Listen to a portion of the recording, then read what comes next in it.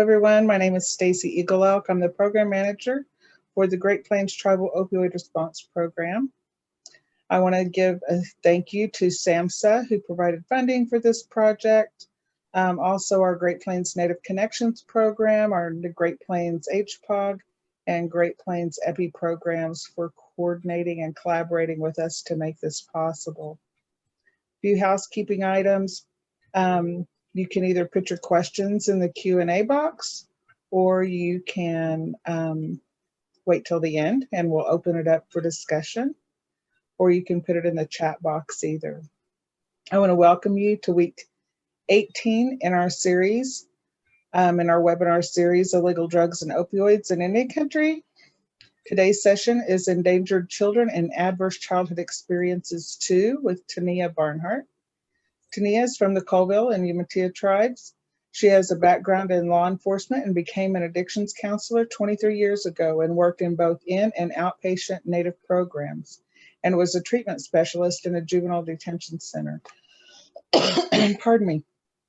She has also been a Head Start teacher and suicide prevention specialist, and along the way spent several years volunteering in domestic violence prevention. She became introduced to Adverse Childhood Experience, or ACEs, in 2008 at a training she attended as a Head Start teacher and wanted to become involved in learning more and spreading that awareness ever since. She moved to North Dakota 7 years ago and served Trenton's Domestic Violence and Sexual Assault Victims Services Program from 2017 until 2020. In 2019, she became a master presenter of both ACEs and the follow-up to it, Building Resilient Communities. She is passionate about preventing violence, especially through early intervention and protecting the abilities of children and all people to live in safety. Thank you for joining us today, Tania. We look forward to hearing your presentation and learning your wisdom, hearing your words of wisdom. I'm going to turn it over to you. Let us know if you need any assistance. Okay.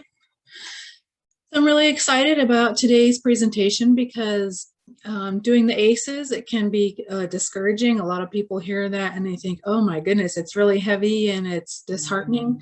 But the next step of building community resilience is really exciting. It's really probably the most practical training I've attended and learned on in all my years of attending training on being trauma informed and learning how to respond to trauma affected individuals. This really gives some tools you can actually do and use in your families, your communities, or schools. So before we get to those fun things, they have that financing there that. Pardon me. So before we get to those fun things, we'll just refresh just a little bit about the ACEs in case people weren't all here when we did that. Oops. Let me just move my screen so I can see there. So building community resiliency is a project of the Community Resiliency Initiative. Oops. Oh, sorry, I need to get my slide. There we go. So the Community Resilience Initiative is really the nation's first community movement network. They're the engine behind Paper Tigers, which is a really great video and shows some of the work that they've done. They did this work in Washington, and the research was done all over though, in California and Washington and other places. So they are a nationally recognized training cadre. They are the first community-wide initiative to really bring the emphasis on resilience through exposure to the understanding of the ACE study and the neuroscience of toxic stress on the brain and the architecture of how your brain is developing from conception all the way up to adulthood. So it's really opened a lot of eyes on how exposure to stress, even at a super young age, affects us as individuals and adults, and affects our community socially, as well as like health and all kinds of different ways. We went over those ways a little bit more in the. Can I pause you for just a moment? We're having some technical difficulties. Okay. We have a lot of people that aren't seeing your screen, and the screen that I see is just you frozen. Oh no. Okay. So I just stopped your video. I don't know if you can restart that, Tania. It Sure. might boost it. It's supposed to show whoever's speaking. Okay.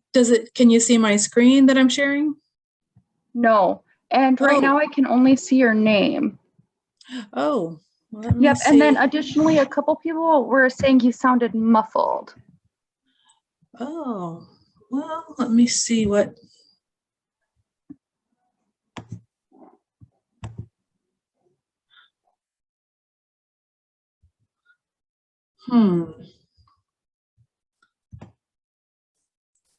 It's sounding okay now. I don't know what happened because mine kept going. I was muted, I was unmuted, blah, blah, blah, blah. So I don't know.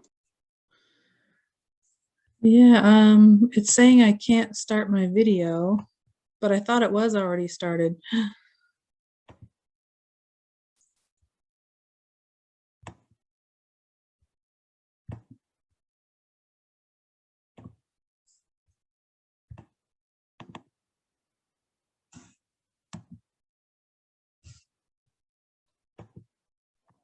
Tania, when you hit the share screen button, it's telling you you can't. No, it said I was sharing screen, I thought, but now it's showing that I need to sign in to the meeting, but I'm clearly already signed in.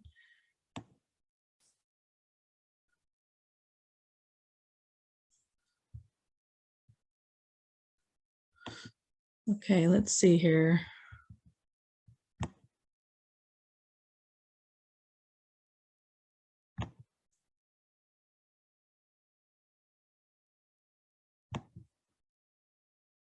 Yeah, I thought my video was working at one point, but now it's.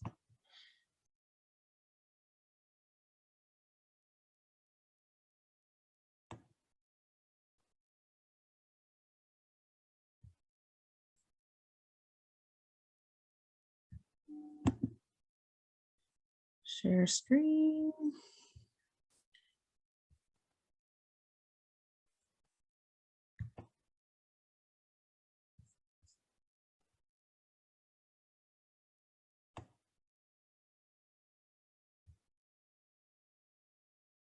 Do you feel comfortable sending it to me and I can share it?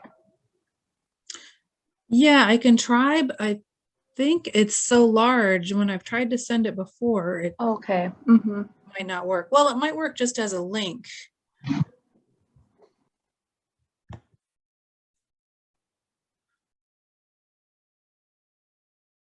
It shows that I'm sharing screen, but it's just not showing that I can share start my video. So maybe that's the problem.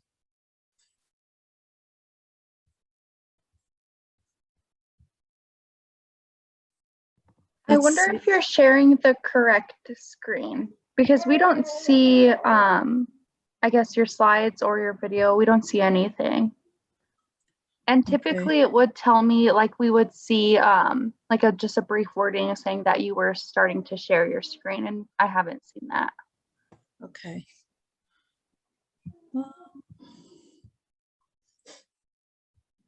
Sometimes there's another window that pops up and it'll say start sharing. Do you see that window? No, it just shows my share screen is green. Oh.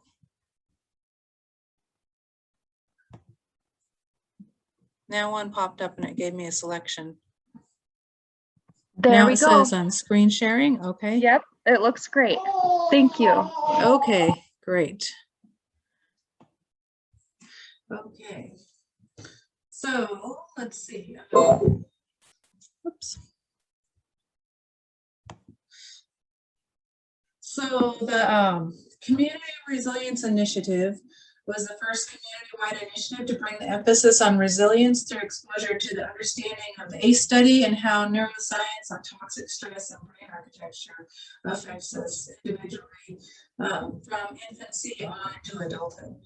So the documentary Paper Tigers is available.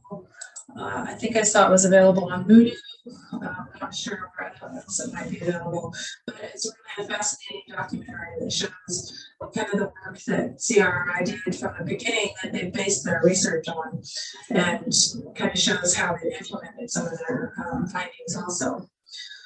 So there was 12 years of work in building community capacity. They were all at the school they were in for youth, and that's part of their story. Oops.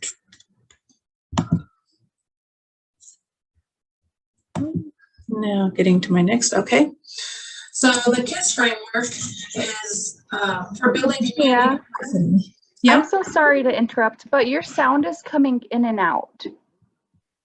Really? So it's fine right now, but then when you start Okay. with your presentation, it sounds like you're moving in and out.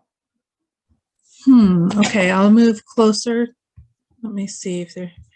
Yeah, I'm so sorry. It sounds great That's right okay. now. Yeah, that's strange. Last time I had fans in the background, but this time I don't have anything at all. So let's see. I don't see anything I can fix. So I'll just try to be closer and let me know if I need to speak up again. Sounds great. You sound great right now, so hopefully that'll be okay. Okay, good. So the KISS framework is really about knowledge, insight, strategies, and structure. There's lots of acronyms in this training, and I really enjoy them. They're helpful to me in remembering things.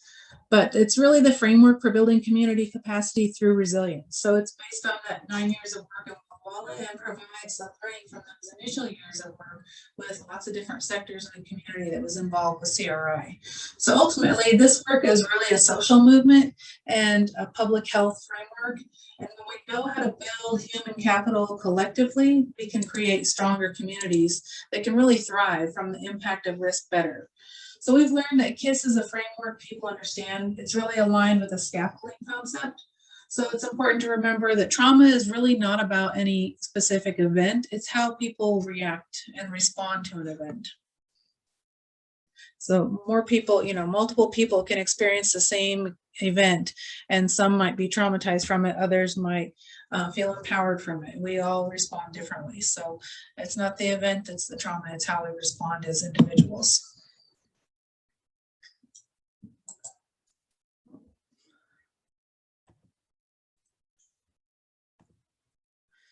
So knowledge of the current research in the areas of neuroscience, epigenetics, the ACE study, and resilience. There's another one of our acronyms. It's NEAR. Knowledge is power, really. And the neurosciences that we have summarized here give us the foundational understanding of the relationship between neuroscience, epigenetics, and the ACE study and resilience. So knowledge is really only half the battle, though, and it doesn't serve any purpose, really, unless we understand the epigenetics and how they connect to the ACE study and the resilience that we need to overcome all these adverse effects. Excuse me. So knowledge starts the process, and it really launches the realization of the need to engage at the full community level to maximize our success. Excuse me. So insight really is the game changer. Insight into ourselves, insight into others. It's the game changer because it means we take that knowledge and then we enter that paradigm shift the social movement needs and requires from us. So we come to understand how we view the world based on our own family of origin, how that impacts our outlook and our experiences, and our values and our beliefs and our cultural mindset that shaped us. So then we understand that our personal perspective is really just that. It's our own personal perspective. So the shift comes in hearing the stories from others, from having empathy and compassion, ultimately introspection, and realizing one's values and judgments we hold, as a result, lead to judgment. So all of us, even despite our intentions to be non-judgmental, we have pieces of us that help us survive and make us form, quick judgments. And so it's not a flaw, it's what helps us survive, but we need to be aware of those and how they're impacting our viewpoint, how they're impacting the way we relate to others and how we respond to situations. Excuse me. So that paradigm shift is really a change in worldview, a cultural perspective, and it's really the power behind this movement. So the insight is really important. We don't have time to do some of the exercises, but there are some really good exercises where we learn to identify how we are really easily swayed by our instant judgment and how we fear judgment from others in ways that we don't realize maybe. So this is where we move to help, hope, and healing individually and collectively as a community. So at the broader community level, through support and mutual help, we find that we're really not in this alone. It's a community initiative. So across the lifespan, it goes from our nice to know information to really having the power to change lives. We shift from me to we this way. So strategies, we need strategies that will effectively address the issue.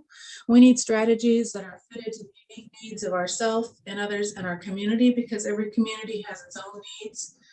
So we need to look at the root issue, the toxic stress, and then the root strategy of the brain states.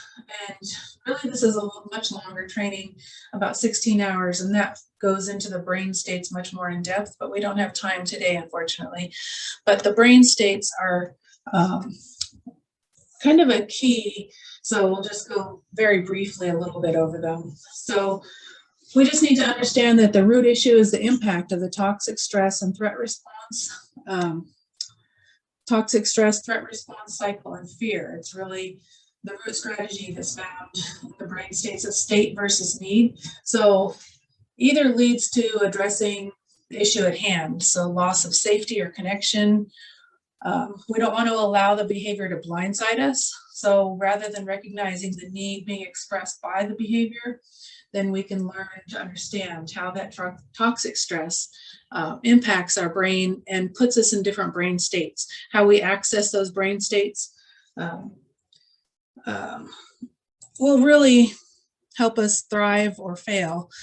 So we'll attempt to use strategies that we can alter our brain states and how we access them and help them each become strengths rather than weaknesses. Despite the chemistry that we might have been exposed to through adverse childhood experiences, we can overcome those and kind of rewire our brain.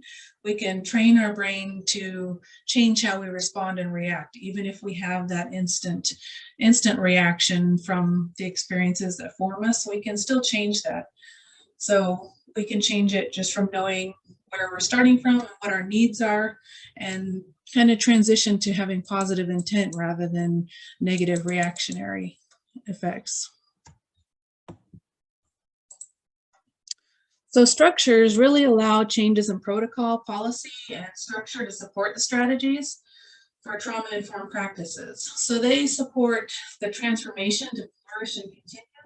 So this is really hard work, and we're so embedded in policies and practices that don't support a trauma-informed approach that it really can be easy to walk away from this and say it's just too hard. But this is a journey that we're on. So with the public health movement, and like any broad-based system, change breast or colon cancer screenings, smoking cessation, seatbelt use, any of those things, it takes time, persistence, and understanding. It doesn't just happen overnight. I mean, those are all, things that we kind of assume and take for granted. People do those things now, but it didn't happen overnight. It took time. So that's the same thing with this. We just need to be patient and understand that it's a slow process and it has a lot of challenges, but we need to stick with it, because to achieve the magnitude of the solution, we know it's there. It's in the material. We just have to keep in mind the social aspect of the structures. We live in community together, and we all have to include the social domains and how the structures affect the community at large. So individuals that get affected create communities that are affected. So of course, the solution is going to be in healing individuals if we want to heal our communities. Oops. So the journey really is to become from trauma-informed to becoming a trauma coordinator. So trauma-informed really is a buzz kind of right now. has been for a little while nationally. It's an awesome first step. We believe everybody needs to be trauma informed, so it's kind of like having CPR training, basic first aid or something. We really want everybody to have the basic knowledge, but then that's not enough to make things change and happen systematically. The next step, being trauma supportive, is to help people that work with populations you might not know well or know their trauma history, and to help build strategies that are really prevention focused. Step 3 is trauma practitioner, and that's for people that are working with known trauma, like counselors, juvenile justice staff, the court system, people that are working with known trauma impacted individuals. So that focuses on intervention strategies. And then the 4th level, the trauma coordinator, it's focused on really capacity building at the community level. So where an agency or entity or team really decides to be the lead and address sustainability within the organization and sustain the work with their own core team, acting as a coach or cheerleader. So being trauma informed, since we've heard so much in the past, I don't know, 10 years or so about being trauma informed, a lot of people are really familiar with it, but it's just really important to recognize that that really is the first step, and we want to progress from there so we can use that information.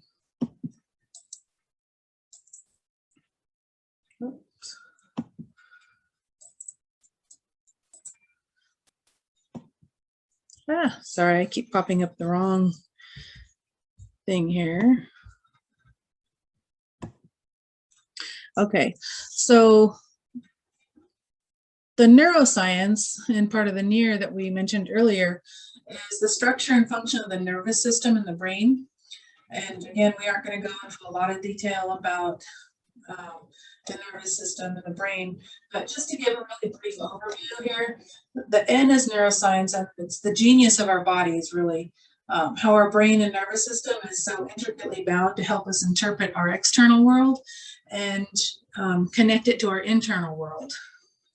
So the beauty of our bodies, particularly interconnection of our brain and spinal cord and nervous system, is how it strives to protect us, and it supports us as we navigate throughout the world.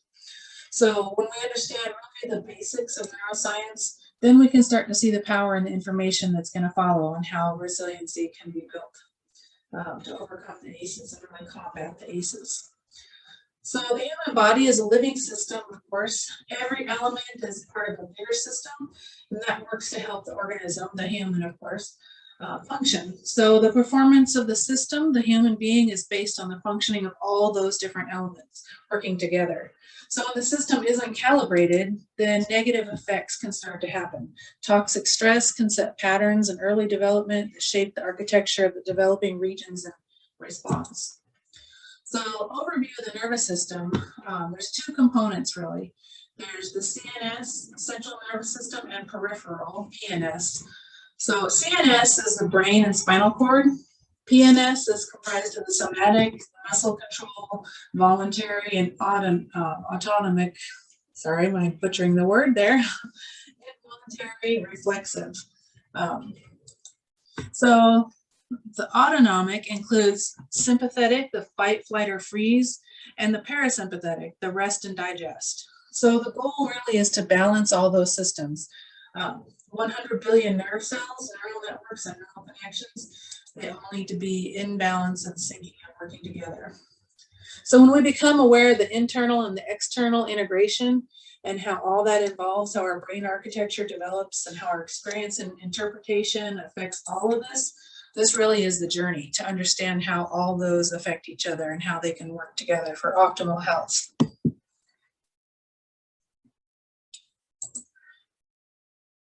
So the fast track to poverty, oops. Let me see, my slide isn't. Oh, how strange, it's not showing the full slide here. Oh, there we go. So this chart really rolls the brain findings and ACE findings together, and it also integrates literature from the field of education. So this was developed by the Family Policy Council staff. So if you look across the chart, early trauma leads to predictable patterns of development and biological characteristics. So the outcomes of those biological characteristics can fall into 3 different categories. There can be academic, attentional issues, and social and emotional issues. Early trauma really increases the risk for early initiation of alcohol, tobacco, and other risks. So Mary Teicher will say that any child who is regularly using substances prior to puberty is most likely a victim of some kind of trauma or maltreatment. Academic problems and attentional problems increase the probability of special education, school failure, and dropping out. Attentional problems and aggressive social problems are going to lead probably to discipline referrals, special education, suspension, trouble with the law. So the ACE study tells us that early trauma also increases the probability of mental health disorders. So we end up with school failure, substance abuse, mental health disorders, incarceration, and those really are certainly pathways to poverty in this country. Some people believe that poverty causes child abuse, but what the research tells us really is that it's the other way around, actually. Child maltreatment creates a variety of conditions that are the fast track to poverty instead. So this knowledge really should encourage us to think about how we do business in a number of different ways, to think about the structures we built for our social and health services. So really, the early trauma and stress increases your risk for significant substance use, alcohol, tobacco, drugs, in addition to the things listed below it, the language and attention and behaviors. But when you combine all those together, oftentimes you don't just have one, oftentimes you'll have, 2 or 3 or more. They kind of all go hand in hand. So when you combine the impact or the effect of all those different things, or multiple, I shouldn't say all, but when you have multiple different things that are going on, you're definitely going to increase your risk for having the results as an adult being something like unemployment or incarceration or chronic health problems, mental health issues, So individually, each one of those is going to increase your risk, but it compounds dramatically when you combine multiple. So it's not just a simple thing as a number in your ACE score, it's more than just the number. So, oops. Oh shoot, I missed a slide. Maybe I can go back. There, coping strategies. So what we don't know how to manage and regulate, we develop coping strategies when we don't know how to regulate ourselves to get through the day. If we don't know how to regulate our stress, we develop coping strategies, and they might be eating problems, tobacco, drug, alcohol, can even be work problems, can even be, addiction to things like working out. A lot of times we think working out is a healthy thing, but there are people that go to extreme too. So we do all kinds of things to manage and regulate ourselves if we don't know how to regulate our stress and our emotions. Nicotine really is the strongest chemical for anti-anxiety and calming, so it helps us calm, but then it leads to major illness and early death. So if we don't have regulatory skills set in place, we can take on something like smoking to help us calm, or self-regulate, self-medicate. So there are better strategies available that won't eventually kill us, and that's what we want to learn. So it starts with knowing this information first, to understand how our brains are shaped, to recognize patterns, and to begin to shift to new ways of thinking and new ways of addressing our emotions. So self-awareness is really important. It's the first step. Recognize a pattern from our childhood to the expression of our patterns as adults is just going to set the stage for discovery. So the opportunity of change slide helps us chart our course to change or create new neural pathways for healthier living.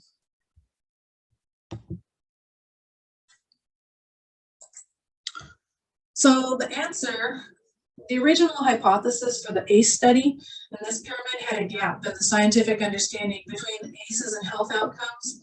So the decade of the brain, the Human Genome Project, and other research coincided with the ACE study. And together, these explain why ACEs have the effect that they have.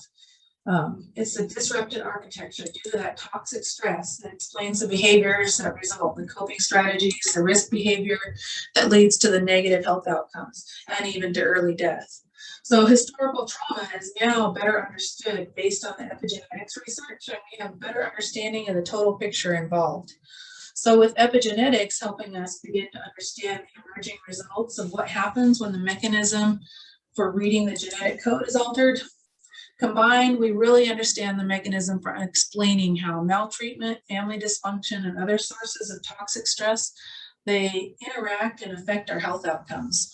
So you can see in this image here, the historical trauma really is the foundation. It leads us to have the ACEs, the childhood adverse experiences. So we have things like the isms, there's, alcoholism and all kinds of other isms in there. Those things lead to disrupted neurodevelopment, fear and loss, which lead to coping behaviors for lagging social emotional skills, adopting defensive or offensive behaviors, and those lead to disease, disability, and social problems, and those lead to early death. So it's important to really understand, though, even though this all sounds like really doom and gloom, a lot of places are learning about ACEs nationwide. It's become much more widely shared. And so people are using this information, unfortunately, in ways that it was not intended to. So at this point, I really need to warn people to exercise caution about using this ACE score to screen people. Schools and clinics, lots of places are using it to screen their patients and their clients to assess their risk for ACE-related outcomes. Legislators and policymakers are increasingly passing or trying to pass legislation promoting and mandating ACE screening of children and adults using these ACE scores. And that's really not appropriate use. It's really a disadvantage. It's really harmful, actually. So it's a danger we need to avoid. So before mandating ACE screening, they really should be informed that this movement bypasses national standards used by the U.S. Preventive Services Task Force, an independent panel of experts that evaluate the safety and efficacy of public health screening and clinical prevention services. So we hope you'll really use this information in the video to stimulate some well-informed critical thinking and discussion with your family or your networks or legislators and policymakers. And for reasons that are in the video, we're concerned by the rapidly expanding popular movement to use this ACE score to screen people and apply risk estimates for like health and social problems from the ACE study to individuals. So the misapplication of the methods and finding from the ACE study is really gaining popularity on the internet and lay media. So the questions used in the ACE study to define the 10 forms of adversity, they're really crude measures. I mean, it's 10 questions on the ACE survey, and I don't think I shared that ACE survey last time, but I have it available. I can share it. I don't just offer it up in the slides because of this reason specifically, because it tends to get misused. So we don't want that to happen. So ACE scores really are oversimplified. They don't include the frequency, the severity, the timing, or any kind of other important factors. So knowing an ACE score is really not appropriate to use that score to screen people in any way. So for that reason, any given ACE score, the actual exposure to the biology of stress can vary from person to person. 2 or more people can have the exact same ACE score, and they could have huge differences in their impacts and their outcomes. So knowing the ACE score is not enough, really. It's not enough to use to screen people with. Let's see, I have a raised hand there. I'll see if I can see it. Oops.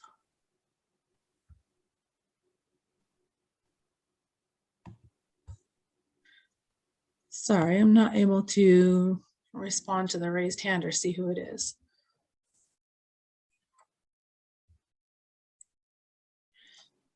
Tania, the raised hand was, I don't know, they lowered it, so it was. Oh, okay. Maybe it was an accident. So here's we a did short have little a question though from earlier in the chat box. Oh, I'm not okay. sure if you saw that. No, I didn't. It was somebody wanted to know if you could give an example of emotional neglect. Oh, yeah. So emotional neglect, So there's, things like physical neglect being things like not providing food or shelter or clothing, those things. Emotional neglect is kind of not providing an emotional connection, not providing a relationship, of being emotionally distant. So I'm not sure if that answers or helps clarify it all, but I'm trying to think of a more specific example that would help. Yeah, I'll come back to that maybe if I can think of a better example to explain it better. I'm thinking in terms of parenting, but I mean, it can happen in different aspects too. So here's a short little video that CRI has asked us to share in presentations so the ACEs doesn't get overused or misused, I should say.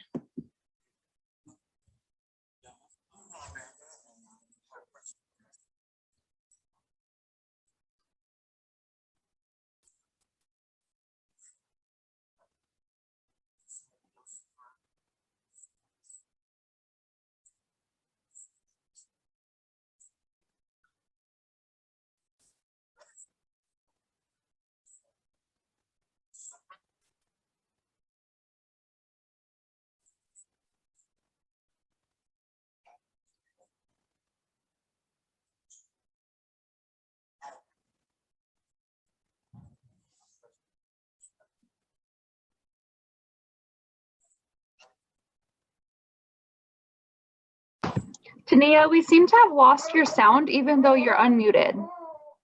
Oh no. Let's see. Oh, no, there you are. Actually, Okay. what we can't hear is your video very well. Oh. I wonder how I can fix that.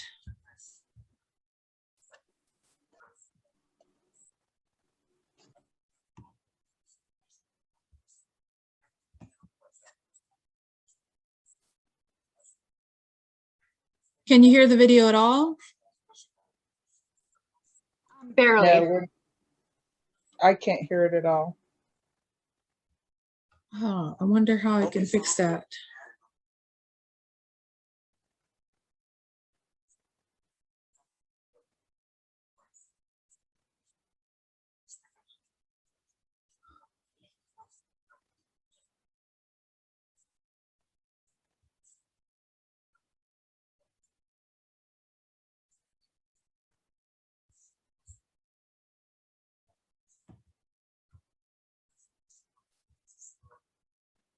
The risk of being addicted to drugs goes up dramatically. Did that help the sound? Here's another Yes. example. This extends Okay. the score out to 7 or 8. This is women reporting ever had a teen pregnancy based upon their ACE score. And here you see this stepwise graded dose response relationship to teen pregnancy all the way out to ACE score 7 or 8, a continuous graded relationship. We found that ACEs have a unifying effect. Understanding them and seeing multiple graphs like this shows us that ACEs have a strong relationship to mental illness, addiction, domestic violence, disrupted families and relationships, suicide, chronic illnesses, school safety and failure, crime and mass incarceration, homelessness, health disparities, violence, and early death. The interest in this information, this data, is going up exponentially over the last few years. What I show you here is a graph showing the number of scientific publications citing the original ACE study from 2001 to 2017. It's been cited more than 32,000 times and cited in more than 150 different journals, multiple disciplines, educators, policymakers, people involved in criminal justice, public health, medicine, psychiatry, psychology. So there's diverse interest from multiple fields. And the interest in this information is going up exponentially on the internet as well.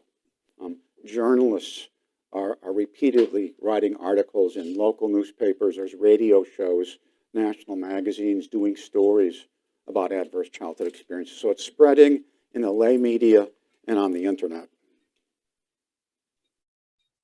Let's talk about the strengths of the ACE score. Why is this ACE score really useful?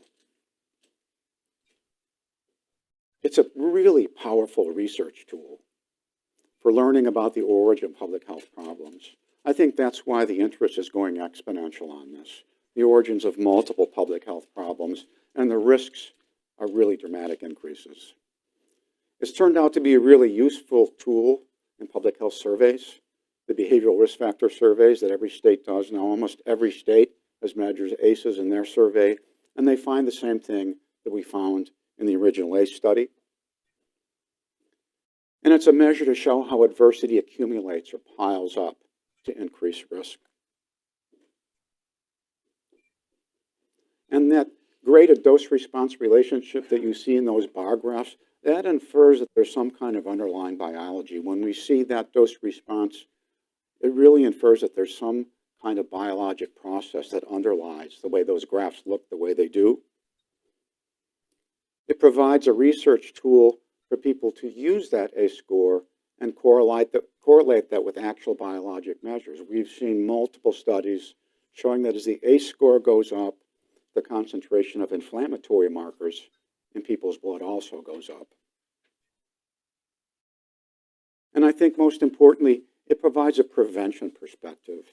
And that perspective is that if we can reduce ACE scores from one generation to the next, we'll see a reduction in multiple public health problems simultaneously.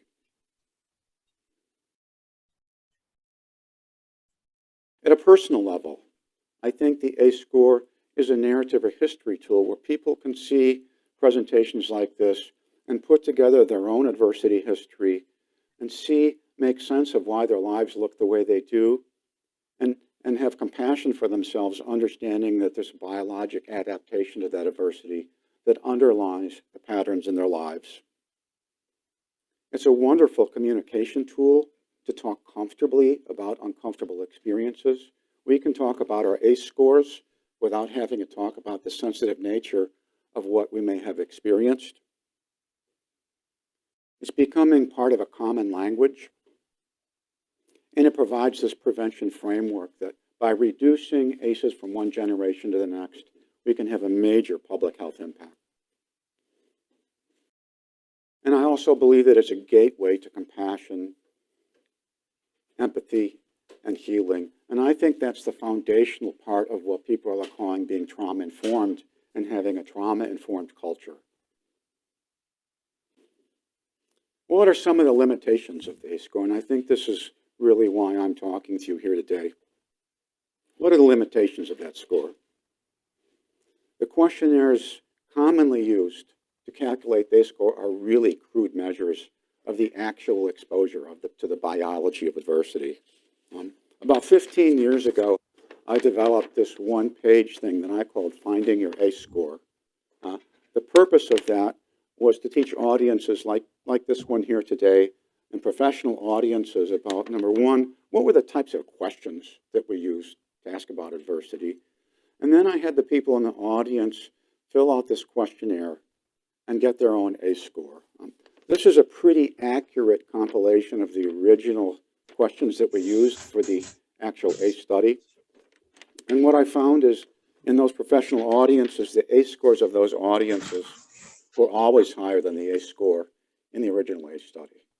So it was a way of teaching. Number one, it's a teaching tool. How did we ask about adversity? And it also taught under controlled circumstances in presentations or seminars about ACE scores are everywhere, that it's not just people out there. And that was especially important for a professional audience to understand that ACEs are in the room. And so I developed that as a teaching tool, and it went out on the internet. And the internet being what it is, it's been adapted for uses that we need to talk about. Why is this tool and the tools that are being used adapted that are similar to this, that have taken this and modified it somewhat and being used for screening, why is it crude? The questions commonly used to measure ACEs cannot adequately assess the frequency, how many times did these adversities happen? The intensity of that experience. How intense was the adversity when it occurred? Was it chronic?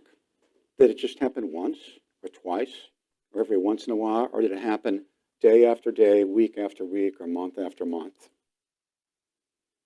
We now know that there's gender differences in the impact of certain adversities, differences between boys and girls in the way it affects brain structure and function at different ages.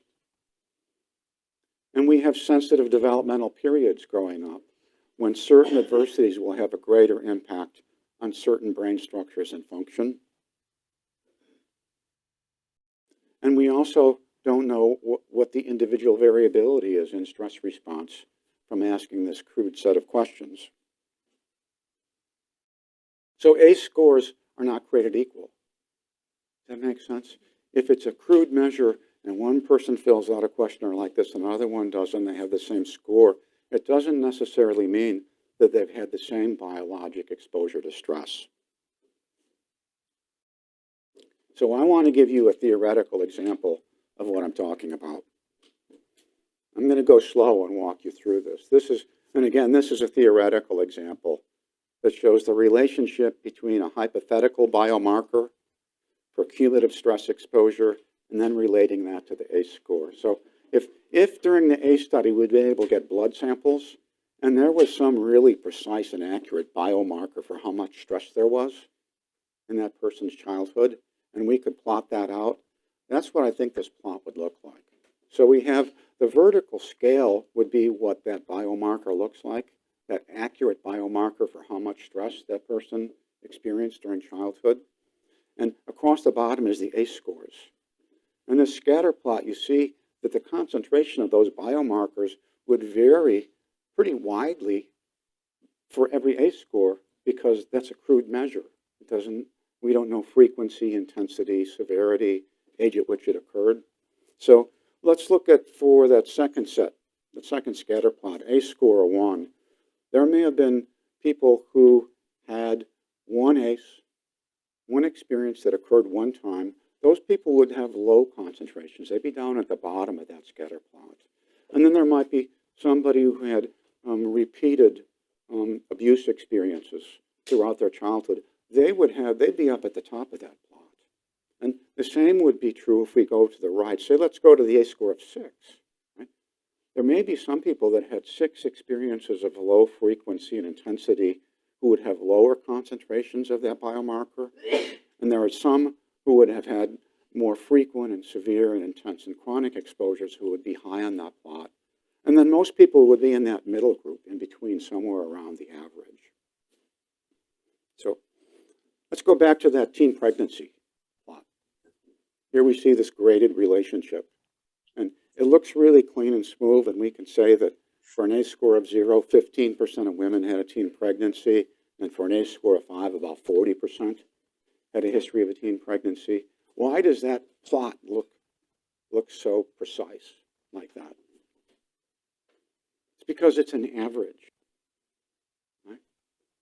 So what I've done here is I've taken the relationship between the ACE score and a health or social problem that's represented in those sort of ghost red bars on top of the hypothetical measure, precise measure of exposure to stress. So what we see at the tops of those bars when we talk about risk is an average risk based upon how much exposure there was to the biology of stress. So ACE scores are not created equal, and it's not appropriate to apply that average risk from a big epidemiologic study to an individual person, because it's an average of that wide scatter plot of actual exposure to the biology of adversity. ACE scores have no standard, like a blood cholesterol measure or a blood pressure measure. And what we've learned in our culture is that we like to use those numbers, and that's a good thing. And we like to use those numbers because they've gone through a really intense research process. We have laboratories that standardize blood cholesterol measures. So if my blood cholesterol is 250 and you go to another lab and get a blood cholesterol 250, we're pretty sure that we're measuring the same thing, and the treatments that might be based upon that measure are based upon randomized clinical trials using a standardized measure. ACE scores don't have that kind of standardization, nor do they have the randomized clinical trials using a standardized measure to show that using the ACE scores actually has a benefit that outweighs the risk. So I'm going to talk directly from that about what I think are the current and emerging misuses of this score. The ACE score is not a diagnostic tool. It's not an appropriate screening tool because it's not standardized, and the measures being used to ask about ACEs are really crude measures. It doesn't predict risk at the individual level. It predicts risk for groups of people in epidemiologic studies.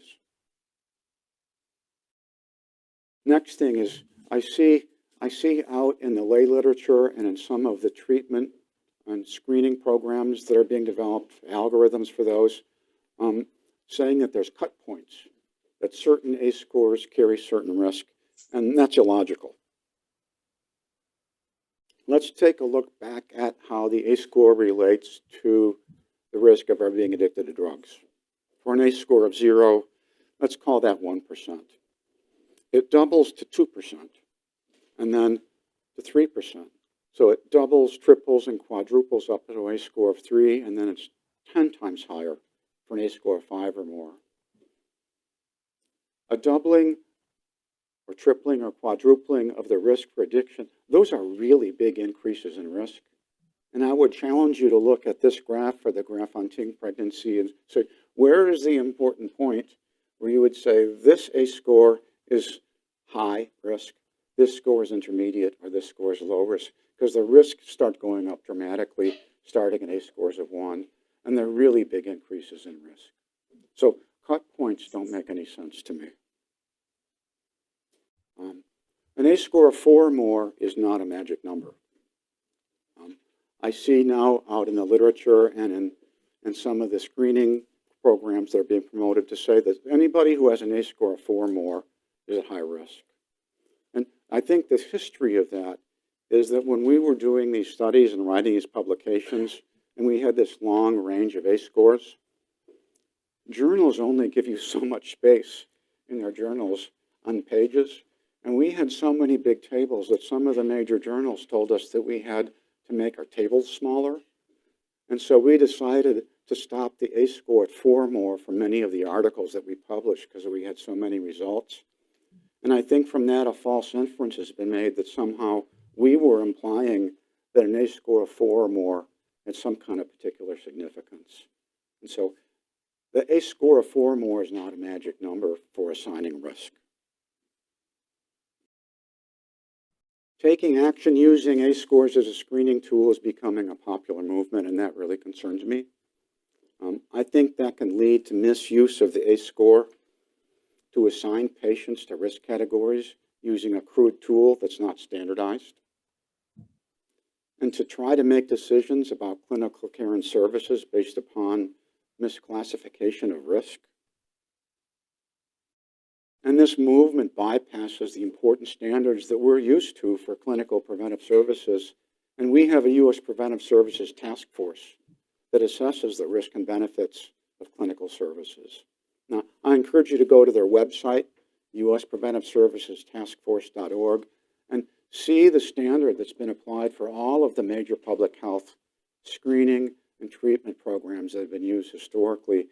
And you'll see how this popular movement to use the ACE scores as a screening tool is bypassing all those standards. What are the risks of doing this, of thinking that it's a screening tool and using it as one? One is labeling. Labeling patients with a number without discussing the life context, discussion about what this really means and the education that's necessary to be really trauma-informed as a provider or to have trauma-informed clients. It can stigmatize population groups that have IRA scores. And one of those would be in many tribal communities, the ACE scores are much higher than other populations because of the historical trauma they've experienced. discrimination based upon a score. If an ACE score goes into a medical record or a chart, who protects the number? How do we know that that score won't be used by companies providing insurance or by employers to make inferences about whether or not that person should be eligible to be employed or to receive a service or to change premiums? There's the risk of overestimating the risk based upon a score because it's not a precise measure. If you overestimate risk, you may refer people to treatment and services that they don't need, that not only may waste their time, but may have some risk involved. Or you may underestimate the risk based upon a score and not provide services or treatment that are needed.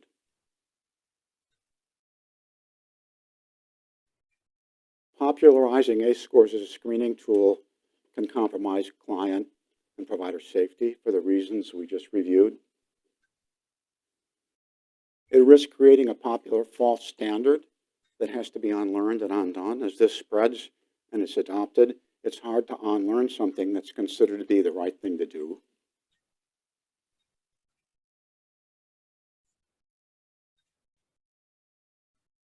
And it's leading to policy and legislation that assumes ACE screening is appropriate based upon the fact that someone else just did it.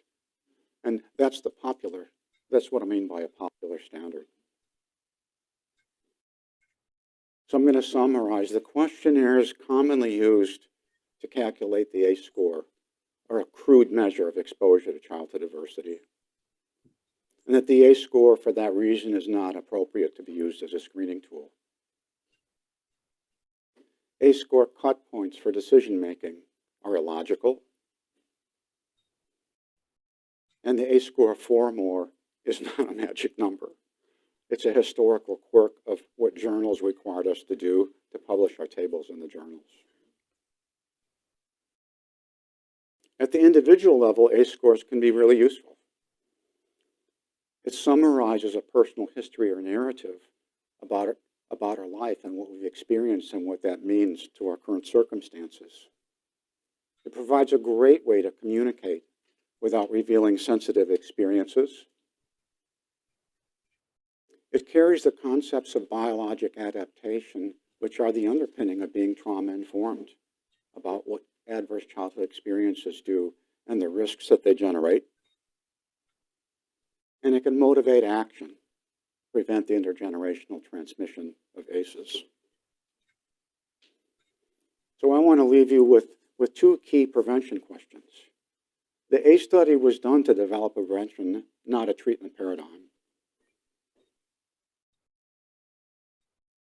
Are we slowing or halting the progression of adversity within the life course? And is what we are doing in policy and practice reducing the intergenerational transmission of adversity? So I'm going to leave you with this thought. Please be a critical thinker about the strengths and limitations and misuses of the ACE score. And thank you. Thank you for your time this afternoon.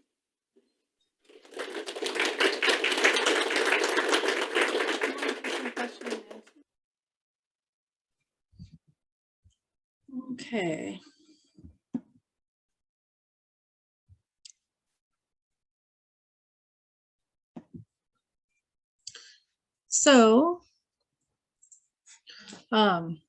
So again, it's really not the ACE score, even though the ACE scores are super enlightening and they teach us so much about public health outcomes and ways that we can prevent the negative outcomes.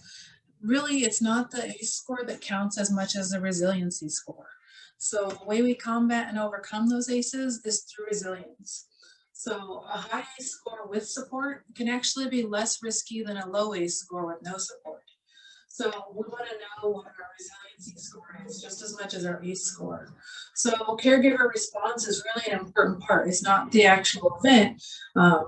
It's how the adult responds and helps children cope and manage, help the children see the resilience and the adult facing the situation. and learning that challenges really can be overcome and managed. So it's how we teach our children resiliency that's going to help them overcome whatever ACEs they might have. So we never use a diagnostic individual tool. We don't want to use the ACE score as a diagnostic individual tool. So this study really is done at the population level, and the findings apply at the population level.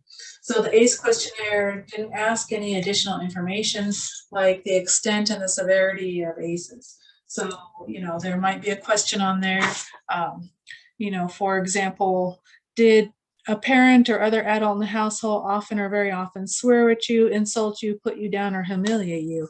The question asked, did a parent ever do that? So somebody might say, yes, they did. It might have happened once. They had a big argument when they were a teenager. So yes, that would be an answer of yes. However, that would be very, very different from someone who experienced that every day as verbal abuse throughout their whole childhood. They would have the same score. It would still count as 1, but they would have very different impacts. So it's important to understand that, you know, just the simple number of the ACE score is really not what counts. It's what, how it's affecting us, how our ACE history affects us in our childhood and on into adulthood, how we manage those negative coping strategies we've developed in response. So what is our resilience score? What's our social network situation? Do I have the help that I need? And do I recognize what ACEs might have created patterns in my life? Am I aware of those?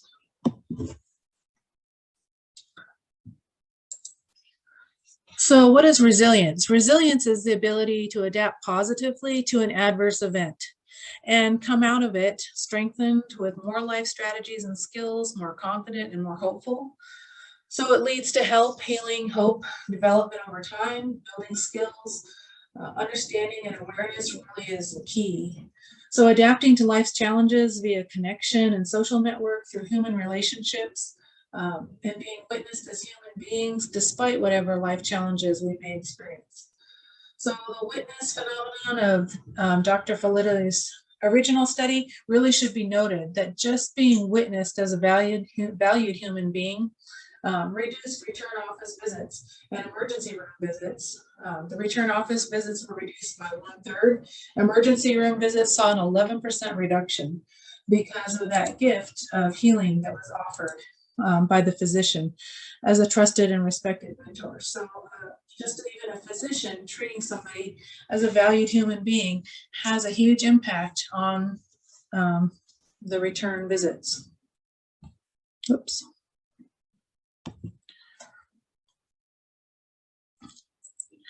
So we create resilience, really. This graphic summarizes the Hopkins and Catalano from University of Washington work. Communities That Care and Social Development Strategy was the name of the work that they did, that helps us understand how we build resilience. So the roots depict the basic set of teaching skills, providing the opportunities to hone those skills, and then recognizing achieving skills in practice. So this creates bonding and attachment through healthy beliefs and clear standards. So these really anchor the developing tree, the foundation. And then we incorporate those 4 social domains: individual, peer, family, school, and community, to achieve the contextual community resilience. So this results in healthy behaviors as a result. The protective factors are anything that helps build and strengthen that sense of belonging and connection. So I really like this diagram here. It really gives us a good idea of how we can overcome our ACE scores. So being trauma informed and moving to resilience. We'll move on into the resilience portion. But really, this is kind of an overview.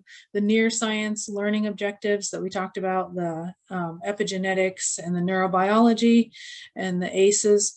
And then the brain states, which we really didn't go into a lot because that's kind of complex, about the actual different parts of the brain and how they impact us at different stages in development. And then the learning objectives, and then becoming trauma is supportive.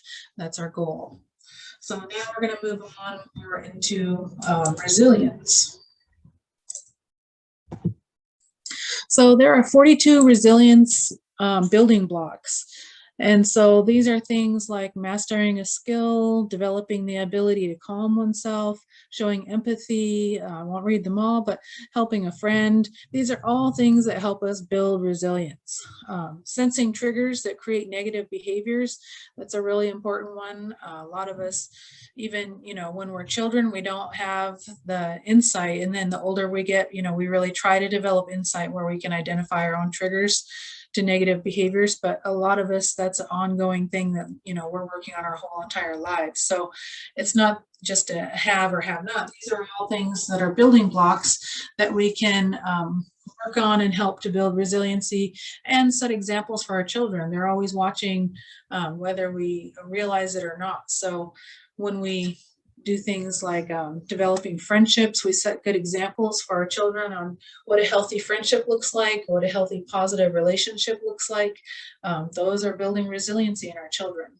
So these are kind of the 42 identified building blocks, and they really range over a wide range, cover a wide range of things here. And they start, some of them from really, really early on, developing trust. We start that from the day of birth, and creating a sense of control.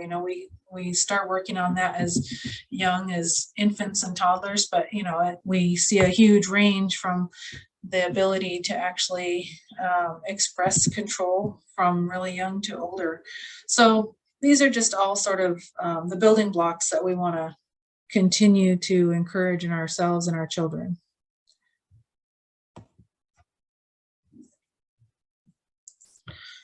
So being trauma supportive is the application of resilient science, and it seeks to prevent or moderate the harmful effects of trauma and toxic stress. It's focused on developing the levels of adaptive processing in individuals. So it's about really converting that energy people spend on self-preservation to positive energy used for engagement. So if you think about it, somebody who's been experienced or exposed to a lot of adverse childhood experiences, such as drug use in the home or community. If they have parents that are addicts, they probably spend a lot of energy on self-preservation, on survival. And we want to be able to shift that so they don't have to focus all their energy on just survival, to having their energy put into positive use for being able to really engage with their community and their family, and develop personal insight instead of always being on the survival mode. So trauma supportive uses the term family to refer to a healthy, functioning membership association, regardless of size or purpose. So your family can be, if you live in a dorm, your family can be your people that you live with every day, group home, or different types of place. Family doesn't necessarily have to be blood. It's where you belong, really, where you exist and belong. And we use the term station to refer to both the physical and emotional aspects of any organizational culture. So the framework follows the acronym. Here's another acronym for you of CAREER. So CAREER is really the 6 pillars of being trauma supportive. We'll go through each of these separately, but there's celebration, affirmation, regulation, expectation, education, and restoration. So each of those has lots of information. We won't have time or ability when we're in person. There's a lot of different activities and games and things we can do, and we can kind of talk about how these affect us individually and see the positive effect just immediately. But being on Zoom, we can't really do that. But we'll go through each of these a little bit and explain how these help us become trauma supportive. So first, the CAREER, the C, is a celebration station. So family celebrations have been identified as really powerful organizers of a family life that provide stability during times of stress and transition. So if you think about it, think about even Christmas. We can have a really traumatic childhood. A lot of people will say, well, but Christmas was still great every year. We look forward to that. And that's like one thing that provided consistency. You could have the opposite, though. You can have a family with alcoholism or drug addiction or domestic violence, where those holidays are recurrent events of violence or something. So still, we want the celebrations they're kind of a cornerstone. And research indicates that when we celebrate small things, they don't have to only be big things. We can celebrate really small things in daily life, but if we do it with intentionality and creativity, life with others is just more meaningful. And this really can't be overstated enough. A lot of us, you know, we carry on day to day and don't celebrate little things. We overlook things that we could be celebrating. And paying some attention and being really intentional and creative about those small celebrations can make a huge impact in building resilience in ourselves and in our people that we're around and our children especially. So with celebrations, we need to know what, why, and how we want to celebrate. Thoughtful content can give celebration meaning and substance. So we don't want to be insincere with our celebrations. We don't want to overuse celebrations because that really can detract from the impactfulness. So for example, I have an 18-month-old and we celebrate when she does things like she likes to dump things out and spill things. And now we're teaching her how to pick them up and we clap for her. But at the same time, we think, you know, now she claps for herself when she does these things. And I'm thinking, is she learning that it's a celebration, that we're celebrating her dumping and spilling things, or we're celebrating her cleaning up? So be thoughtful about the content. Don't overuse the celebration. You know, you don't want to celebrate every time someone does something really minor. Some things are, you know, expected. We want people to put their dish away when they're done with it, or, you know, simple things. We don't want to over celebrate the little things. So, but some little things we need to pay attention to. The content really can be anything that can add meaning and enjoyment to your celebration. So preparing for the celebration is really part of the excitement. People love looking forward to a celebration and helping prepare for it. Children love that. They love being involved and participating. And if you think about, you know, children, how much they love their parents' birthdays, a lot of adults, you know, we might not think that much of a birthday or let it pass as another day. And then the children are like, oh, what?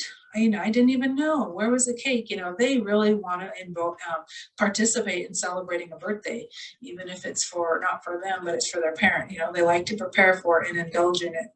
So a formal celebration needs to be organized. It needs to be, how will it begin or be introduced? What will be the focus and how will it be concluded? And again, that's formal celebration. That's not necessarily the small, you know, tiny little things we want to celebrate. But for formal celebrations, we want to pay attention. So promising approaches and celebrations. There's different kinds of celebrations. First rights celebrations. There's aloha rights, achievement rights, missed you rights, coming and going rights, nurturing life rights, well-wishing rights. So we do all kinds of things. There's achievement rights. When you think about a high school graduation, you know, they throw the caps in the air. Missed you rights. People give hugs. You know, some people have certain phrases or handshakes and different things they do as rituals. Coming and going rights. Some people have certain things they will or won't say when they're leaving. Some people will never say goodbye. You know, they always will say something else as an alternative. There's all kinds of different things, and they're all different little celebrations. Excuse me. I know when I was starting elementary school, the teacher there, one of his rights every year was to get a fresh cut bouquet of flowers for all the entering students on their first day of school. Well, it was a K through 8 school in one room. So he would do that for all the ones beginning their first year of kindergarten. He would have a fresh bouquet of flowers for them. So, you know, simple little things, celebrating when people are coming, going, or starting new jobs, or, you know, small accomplishments or big accomplishments. It's important to recognize them. So here's some more celebration strategies to kind of go into the ones I just mentioned a little bit more. So for the missed you rights, it's really important to include the vocabulary of I missed you. You know, you want to make sure people understand why this right is happening is because they are missed. We want them to understand that they are valued. Suicide research shows that the most common thought is nobody would miss me. So it's really important we use those words that you are missed and you will be missed. We don't want people being able to fall into that thought of nobody will miss me. We want to emphasize. Celebrations really should send a message that people will be missed, even in workplaces and even with terminated employees. When you think about somebody leaving a job they've been at for a while, think about what a difference that would make in that person's life. They get terminated because of budget problems. They get terminated because they misbehaved or they did something that they shouldn't have. You can still, you're still ending a relationship. You might, you might not be able to tolerate an employee who did something that they shouldn't have, but you can honor and recognize that that relationship that they have with their coworkers is ending. It's changing. Maybe it's not ending, but it's changing form. So imagine if you get fired from a job and then there's a ceremony demonstrating that you're going to be missed. Imagine if people still have a cake for you, or they still have a going away lunch for you, or they still do things like that when you've been fired from a job. Can you imagine the impact that's going to have on that person as they leave that job and go into their next phase of employment, being unemployed or looking for work? Imagine the change in their mental state as they, leave and recognize or are acknowledged that they will be missed still. So hidden picnic, that's another one up there. It doesn't have to be anything fancy. It can be just a meal from home, somebody's favorite casserole. Someone loves tater tot casserole, make a batch and send it to work with them, or meet them for a picnic at the park across the street or something. It's just a tiny little thing. It doesn't cost a lot of money, and it can make all the difference, giving someone their favorite little snacks or their lunch. Hidden picnic can have a huge impact. If you think about a group setting, when people introduce themselves and say, hello, my name is, and people respond with, hello, Susie or whatever. Think about if we change that instead of saying just hello, my name is, say, hello, my name is, and I struggle with. And then the response is going to be, hello, we're here to support you. You can say, hello, Susie. Say, hi, my name is Susie and I struggle with tardiness, or whatever it might be. And we can say, hi, Susie, we're here to support you. So whatever it is, people feeling supported makes a huge difference too. So we can honor and recognize that, despite the things that we struggle with, the things that are challenging to us, that we might feel are holding us back, we have people to support us for those things. We don't need to be hiding them or be ashamed, or, we can take some of that negativity away and feel like, gosh, here's this terrible thing I struggle with, and I have this whole crowd of people willing to support me. It kind of takes away that negative impact from it just a little tiny bit, which makes a lot of difference. We can do personal salutes. For the aloha rights, there's salutes, handshakes, high fives, fist bumps. You can just make a list of all kinds of different things you can do for personal salutes. There's been research that shows the impact of that. When I was a Head Start teacher, I had a list, and the class leader changed every day. We had a different class leader, and that class leader got to greet everybody as they came in. So we had a little ritual, a little rite. The class leader would stand in one spot and all the students would pass him, and the class leader got to choose how he greeted people. It could be a fist bump or a high five, or it could be a hand clap if they didn't want to, have contact with somebody else. It could be a tip of the hat. It could be, anything they wanted to do. They could use a silly hand that we had, a silly glove or something. So there's just all kinds of different things, but we chose a leader for the day, and they would greet everybody with whatever they chose to do. And so those can make a really big difference too in a person's day. Being greeted, having somebody specifically greet you with a smile and welcome you into your day, those are really impactful. Really small, little, simple things, but they're impactful. And it's important to look at somebody in the eye when you're doing that. So let them know, I see you and I'm really glad you're here. I'm happy to be in your presence. So those things make a difference. Tiny little things make a big difference in building resiliency. We can do things like simple little things like ringing a bell for achievement. Anytime somebody accomplishes something, you could do that as every day when the kids get the homework done, they get to ring a bell. It could be simple things like, accomplishing something, finishing a book that they've been reading, they get to ring a bell. It could be lots of different things. For any achievements that they have, ringing a bell is a fun thing to do. So, why not? It doesn't cost a lot of money. It doesn't take time. Simple little thing for a celebration. Let's make a deal. They could choose cash or a prize, kind of like the Let's Make a Deal show. celebration box. You know, when you probably remember going to the dentist's office or something. I know I do. And they had a little box of prizes when you were done. You got to pick something out, either a sticker or a prize, and it would be something like a, you know, a ball or, you know, really silly little Cracker Jack type toys. But, you know, it's full of fun things to celebrate with. It can be balloons, noisemakers, crowns, badges, stickers, anything a person chooses. And they're not just for kids.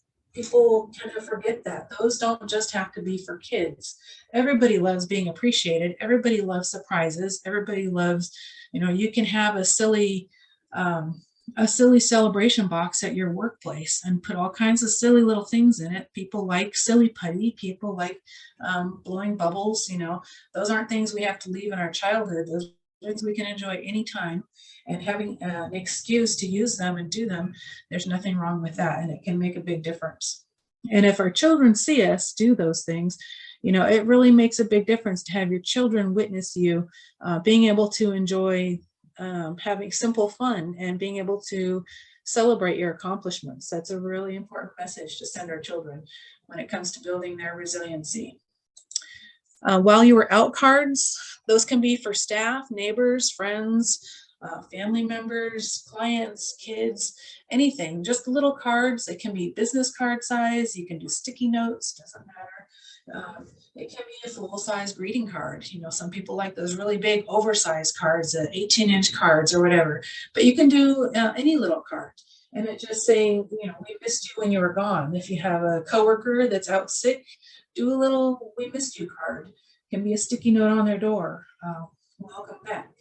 If your neighbor's gone on vacation and you don't see them every day, maybe you don't hang out with them a lot, but you miss seeing them every day at the end of the driveway, put a little card on their door saying, "We missed you, we're glad you're back." So it's just little things like that that make people feel valued. Those kind of things make a huge impact in people's lives. When we think about depression and combating depression, and how often is a key part of that, thinking nobody cares, nobody misses me, nobody would miss me. You know, little tiny things like that send that message to people: you are missed. And why we miss them, you know, we can put a note on our neighbor's door saying, "I missed your smiling face every day as we passed each other," even if you don't hang out. You know, a smiling face when you come and go from home, you know, that's important, that's special. So sometimes, you know, if you leave every day and see a neighbor and then one day you don't, you might wonder if they're okay or what happened. So it's important to let those people know that you're thinking about them, that they matter. Ransom treasure, that's another fun one. You can steal somebody's most valuable desk tool, steal their stapler or something, and leave a note saying, "If you ever want to see your stapler again, come to lunch with me at 12 o'clock or something like that.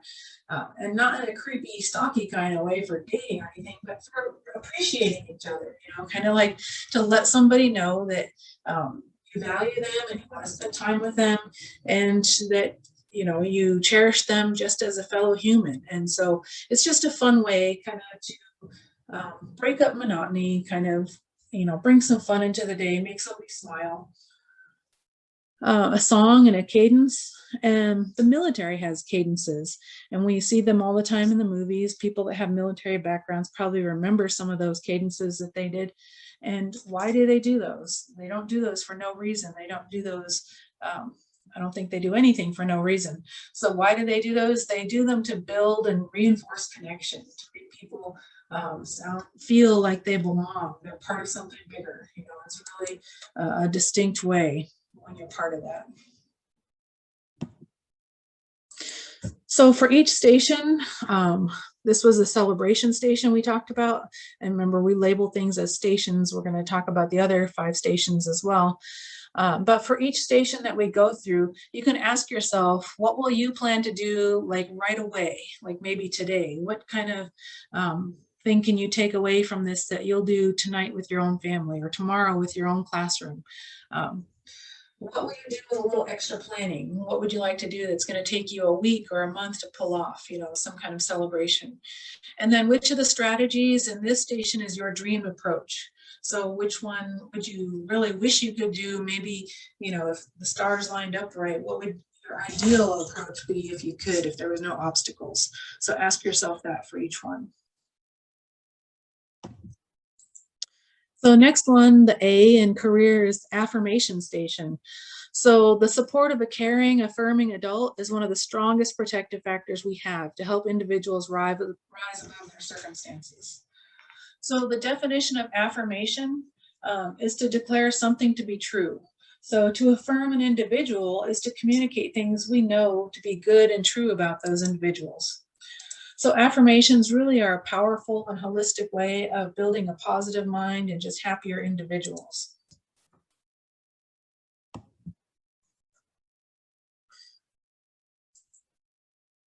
So the affirmation station promising approaches would be affirming in yourself and others things that are positive, personal, and present, the 3 Ps.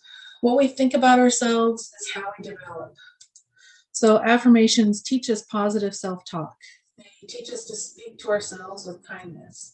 We're not going to speak to anyone else in this world more than we speak to ourselves. So we need to learn to speak to ourselves with kindness, because a lot of times we're our own personal critic. We're our worst critic, is our own self-talk. We say terrible things to ourselves sometimes, and to learn to change those self-talk techniques and the way that we talk to ourselves can make a huge difference in the way we interact with others, the way we feel about ourselves, and our, in the bigger picture, our health outcome, whether we deal with things like depression or chronic illness, substance abuse, all those things we can have an impact on with having more positive self-talk. And I know positive self-talk is something we've heard about forever.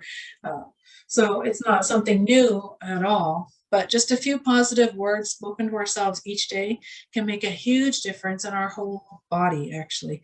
And it can do just the same when we speak those things to other people. So here are some affirmation strategies. So we can build new pathways, actually, to promote the ability to feel hope and resilience and optimism for suicide pain.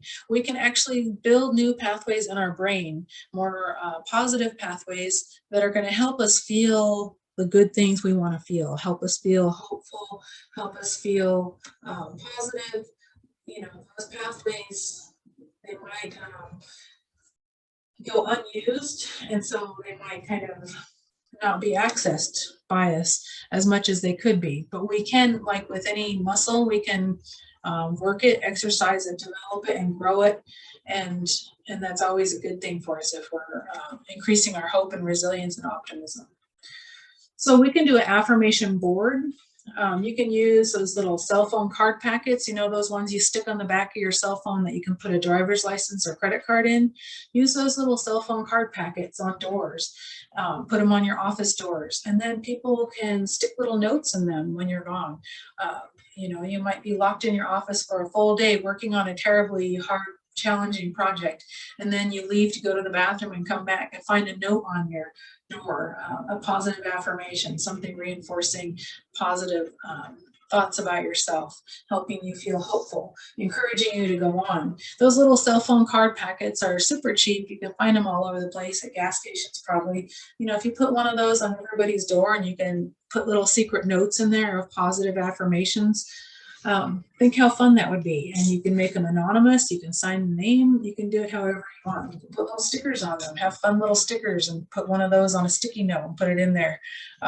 You can start some funny office jokes going around with positive affirmations. You can do things like postcards, write affirmations on postcards and mail them out separately. And, a lot of people don't look forward to much in the mail anymore except bills, because people don't use postal mail as much as before. So send positive things.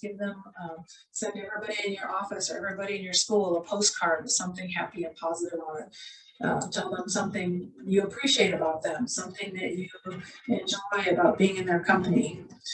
Just gives them something to look forward to and give them some hope. Toilet paper fun notes. This is a fun one. You can pass a roll of toilet paper around, have everybody write notes. So at random times, people will get an affirmation. Have everybody write notes, pass it around at your next office meeting, and everybody can write a different note, draw a silly face on a square or something like that, put it in your bathroom. When someone has to go use the bathroom, they're going to, get some silly notes and something to make them smile. They might be having a rough day and, you know, hiding out in the bathroom for 5 minutes to collect themselves. And think about if you walk in the most unlikely place and find a silly note to make you smile. You know, even if you only do it one time, you know, the association and the memory is going to last long after that roll of toilet paper is gone. You can do it one time, one silly roll of toilet paper. People will always remember that. It'll always be a silly memory that puts a smile on their face. You can do hidden notes, do Valentine cards, or for other days. You can, you know, keep track of the silly holidays, like if today is cheese day or something like that, do silly little cards, happy cheese day. You can do Valentine cards, all kinds of different holiday cards to extended family, to your coworkers, to people in your class. You know, everybody remembers those things. You know, you could be remembered as the person that remembered that crazy holiday, or, you know, you can be remembered as a person that thought of me. Someone, you know, people appreciate those things being thought of. I know these days, a lot of times the only ones that send cards in the mail for holidays will be our grandparents, you know, but still think, how much do we appreciate and love getting a card from grandma and grandpa? So people remember those. It makes them feel valued, and it lets them know that they're cherished. So you can have a community group that does, you know, delivers hearts and cards to door. You can create a community group and say, for example, we're going to create this little group that delivers surprise hearts, Valentine hearts. And so they're going to go to one whole neighborhood, or they're going to do a random list, and people in town are going to be talking about, geez, on my block this week, we all had purple hearts on our door with, you know, little candy kisses. And, you know, you never know what's going to come next. You can do them anonymously, do them as surprises, do them for certain family members, you know, like our whole family, you know, everybody gets a silly something on a certain day. You know, who knows, you can make a holiday. You can make, you know, June 16th, your specific holiday, create a name for it. You know, who knows what it is, but you can make a day that everybody remembers. Think about when you were successful in the past and how you were successful. Put affirmations on coworkers' calendars. You can use little stickers saying you're awesome, or anything you want, but you can secretly go right on their calendar, little affirmations. So when they look at it, they're going to see this, you know, surprise little note about how much they're appreciated. And that makes them smile to think, you know, geez, I wonder who came up and said, I'm really great at this, or, you know, it gives them something to think about in a positive way. Put them on their digital things, on their cell phones, on their computers. You know, if somebody comes back from lunch and somebody changed their screensaver and it says, you know, I missed you when you were gone, or, you know, you're a great team member, or you're fun to hang out with, or, you know, all kinds of different affirmations you can put. You know, a lot of times people have passwords and you can't necessarily do that. But if you have a way to, you can put it, you know, put a piece of paper over their computer screen when they come back from lunch with a picture on it, you know, and then a nice little affirmation. They're going to be surprised. They're not going to be expecting it, and it's probably going to make them smile, probably going to have a positive impact on their day. Keep track of significant dates and give support annually. So significant dates can be things like birthdays, of course, anniversaries, but people also have other significant dates that, you know, we might not be aware of necessarily, but they don't forget. The date that their mother passed away, or the date that their divorce was signed, or, you know, it could be all kinds of different things. The date that they sold their childhood home, all kinds of things that affect people. And so if you keep track of those significant dates and spend time with them, you know, maybe on that significant date that's coming up, plan a fun day at the park, plan to take them out for a hike, plan to, you know, find a way to distract them.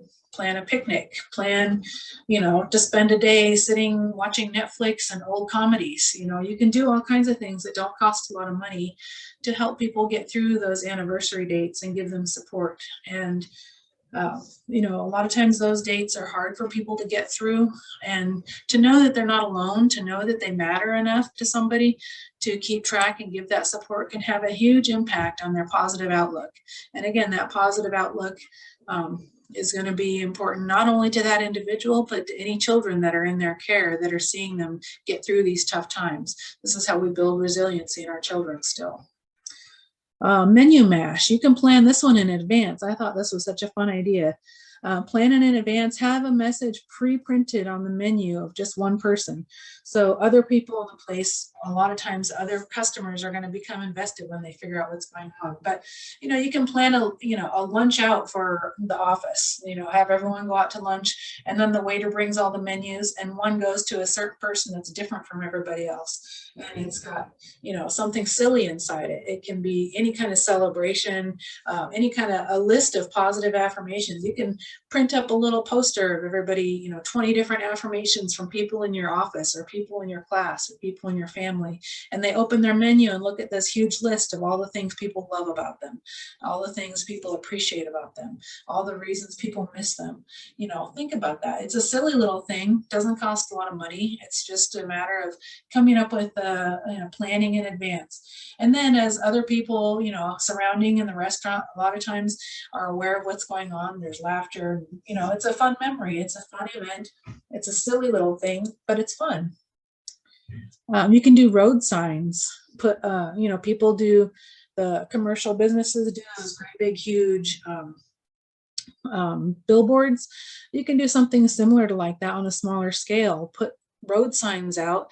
As someone is driving home from work, they see these different little road signs with their name on it. Or maybe you don't want to give away their name, but you can use a nickname or something to indicate, you know, how much you love them and let them know. Maybe it's in their driveway, so the public isn't going to see it. And you put little signs that say you are loved all along the driveway. Just think about that. You know, people having that feeling of knowing somebody loved me enough to do this. Silly little things you can do just to let people know that they're valued and they're appreciated. Huge impact on health, huge impact on mental health, physical health, all kinds of things. You can do reader boards. A lot of times schools have reader boards or churches have reader boards. You know, there's different marquees. You can have a marquee at a restaurant. You take someone out to dinner and the marquee at their restaurant says something special about them. It can be a really big thing in communities. People will start anticipating and wondering what and who will be celebrated. So, you know, think about if your church has a marquee and, you know, every week they celebrate somebody else for their different accomplishment and achievement. One week they celebrate somebody for graduating and maybe they got their college degree. The next week they celebrate somebody for a different accomplishment. You know, the community will get invested. They'll start wondering, geez, what am I going to see on that sign next time I go by? You know, it kind of becomes a topic of anticipation and fun celebration. So more people will get involved. It's just another way to spread positivity, spread appreciation, spread resilience, build resilience, honestly. So the next station we have is the regulation station. The regulation station is really important to develop our capacity to be calm, to be aware, to be present, even in stressful situations. So regulating the autonomic nervous system is the key to regulating stress. So self-regulation of the autonomic nervous system, the ANS, has two different parts or branches: the sympathetic nervous system, the SNS, which makes us go into greater arousal, and the parasympathetic nervous system, the PNS, which helps us come down to a calmer, less aroused state. So the SNS upregulation can feel terrible when it's a response to something stressful happening, but it can also feel great if it's a response to something that's fun or exciting, for example. The SNS downregulation almost always feels soothing and calming and relaxing. Oops. So promising approaches for the regulation station. So down-regulating is the stress response is an acquired capacity. It's like a muscle. You have to build it over time for it to be strong. Physical exercise is helpful. A lot of times it tends to burn off the excess SNS energy charge, encourages the production of those endorphins. Mindfulness regulation, it's a process of bringing one's attention to the present moment, which can develop through the practice of meditation, other things people do yoga, different things like that. Resonance regulation, it's the feeling you get, whether calm or stressed, from being around another person or another living being. And co-regulation is working with down-regulation of the stress response, and it can be really tricky because it involves the deepest survival energies in our body. So the calm up and the calm down that people need, different sides of regulation. Some people have no experience with calm, and they can be really uncomfortable with it. So we need to teach them how to be comfortable with calm. If they're used to chaos, if they're used to being in a drug addicted home, if they're used to being around all kinds of chaos like that, you know, being calm could be really uncomfortable for them. They might not be able, that might be really stressful for them. And so they want to go back to that chaos. And so it's important to understand not everyone is comfortable in the same stage. A lot of times when children go into foster homes or when children go into a safe home or something after they've been living on the streets or in a addicted or abusive family, you know, they cause the chaos themselves because they're used to that. The chaos is where they're comfortable. That's their comfort zone. And so if it's not there already, they're going to create it. And a lot of times people think, well, geez, they're just troublemakers, you know, they've been damaged from all this and now look at them, they're creating havoc. No, this is what they're doing to be comfortable. They're trying to be comfortable in what's comfortable to them. So it just requires teaching. So regulation station strategies. We can have a mindfulness minute, regulation buddies, a regulation plan, and a sensory suitcase. So the mindfulness minute, it's actually on the CRI website, but it's really a 4-7-8 combination. Breathing in for 4 seconds, you hold it for 7 seconds, and then out for 8 seconds. 4-7-8. The mindful appreciation is really directly sharing affirmation with another person. So like we talked about before, sharing the affirmations. The body scan, you close your eyes and you think, you know, measure your body from head to toe or toe to head, however you want to do it, and just scan your whole body for stress. You know, a lot of times we might not realize or think that we're stressed until we close our eyes and focus and think about each part of our body. How does my head feel? How do my eyes feel? How do my cheeks feel? How does my jaw feel? Go down your body. And you might realize and find out that you're holding stress in your jaw, or you're holding tension in your hands, where you might have fists during the day at a meeting and not even realize it.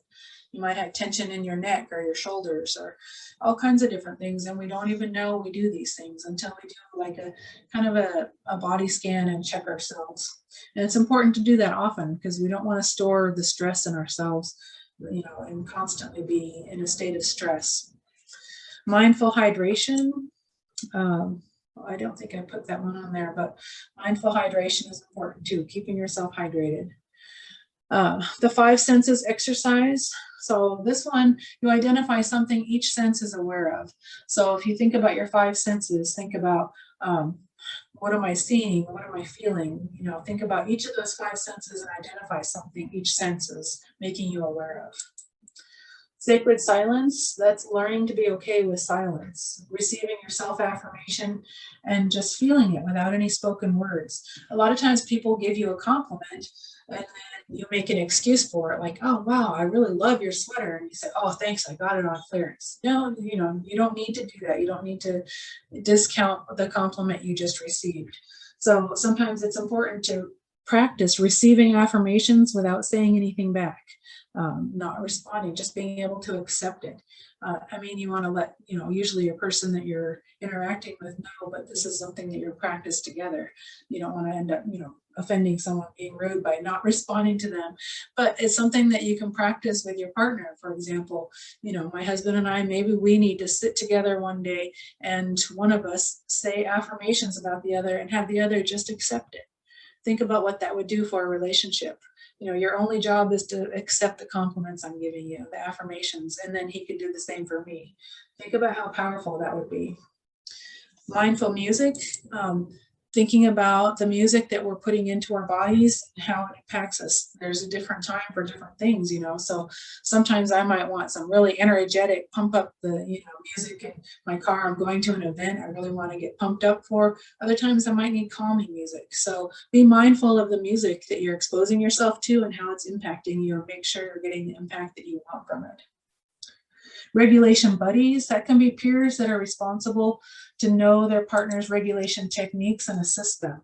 So it's really good to know your partner's techniques, because otherwise maybe you'll end up, you know, being in a dispute or a discussion where you don't see eye to eye and the other person does something, you know, that gets interpreted wrong. So for example, if I'm in a dispute with my partner, maybe I put my hands over my eyes or I turn my back to him. And that's something to help me self-regulate, to help me calm down. But to him, maybe he'll see that as, you know, I'm backing out of the conversation, or I'm ignoring him or something.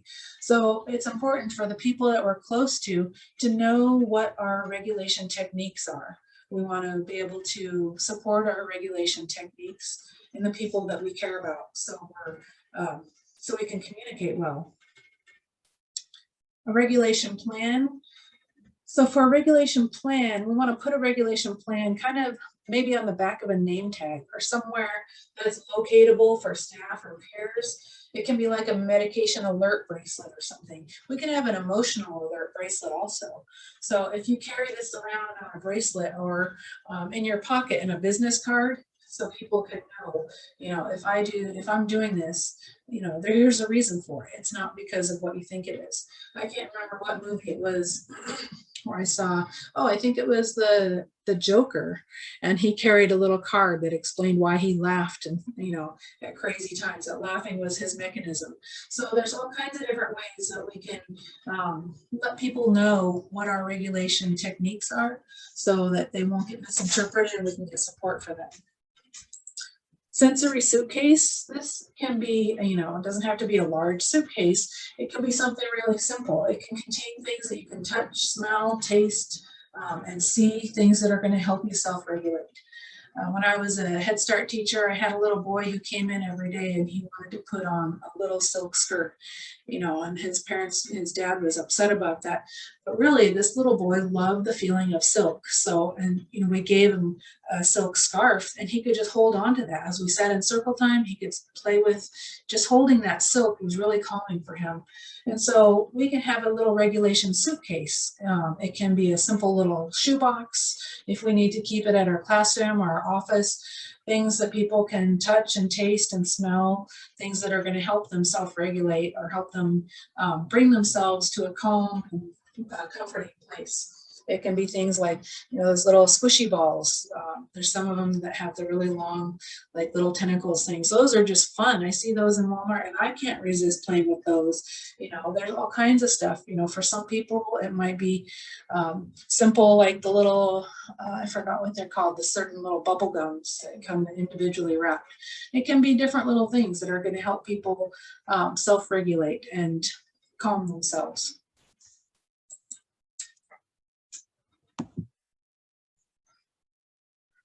So the expectation station, the first E in our career, the expectation station is expectation. Engaged family members really are less likely to violate expectations when they know what the expectations are.